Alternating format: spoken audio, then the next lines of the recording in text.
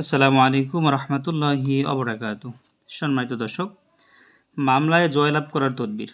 আপনারা যদি কেউ মামলায় পড়ে থাকেন, সেখান থেকে কীভাবে জয়লাভ করবেন, অত্যন্ত পরীক্ষিত কার্যকরী। আলহামদুলিল্লাহ, এই আমলটি আপনি করবেন ইনশাআল্লাহ। মামলার বিচারক আপনার পক্ষে রায় দেবে ইনশাআল্লাহ। আমি একটু পড়ে শোনাচ্ছি আপনাদেরকে।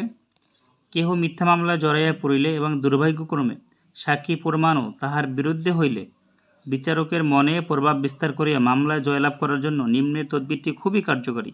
তদবিরটি কি? মামলার তারিখের পূর্ববর্তী শুক্রবার দিন, অর্থাৎ মামলার আগে শুক্রবার দিন ফজর নামাজের বাদে, মামলা যেদিন আপনার হাজিরা বা কোর্টে যাবেন তার আগে শুক্রবার দিন, ঠিক আছে, যাওয়ার আগের যে শুক্রবার পড়বে শুক্রবার দিন ফজর নামাজ বাদে ইয়া হাকিমও, আল্লাহ তাআলা একটি নাম, ইয়া হাকিমও এসএমটি 300 বার পাঠ করিয়া বিসমিল্লাহ সহ সূরা কাউসার 7 বার পাঠ করিবেন। তারপর কি করবেন? অতঃপর নিম্নের তাবিজটি লিখিয়া উহা মাথার চুলের নিচে বাঁধিয়া বিচার কোর্টে হাজির হইবে। ছোট্ট একটা তাবিজ আমি দেখাই দেব, সহজে সবাই লিখতে পারবেন। তাবিজটা সবাই লিখতে পারবেন, যে কোনো কালি দিয়া সাদা কাগজে লিখে নিলেই হবে। কি লেখছে এখানে? অতঃপর নিম্নের তাবিজটি লিখিয়া উহা মাথার চুলের নিচে বাঁধিয়া বিচার কোর্টে হাজির হইবেন। চুলের ভিতরে আপনি তাবিজটি বাঁধিয়া বিচারের কোর্টে যাবেন ইনশাআল্লাহ। ইহাতে আল্লাহর রহমতে বিচারক মামলার পরিচিত ঘটনা উপলব্ধি করিয়া ওই লোকের পক্ষে মামলা রায় প্রদান করিবেন, অর্থাৎ আপনার পক্ষে রায়টা আসবে ইনশাআল্লাহ।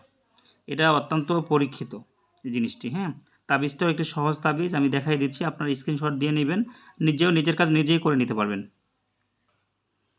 এই হইল তাবিজটি। এই তাবিজটি আপনি স্ক্রিনশট দিয়ে নেন। এই তাবিজটি আপনারা যে কোনো কালি দিয়ে লিখে নেবেন।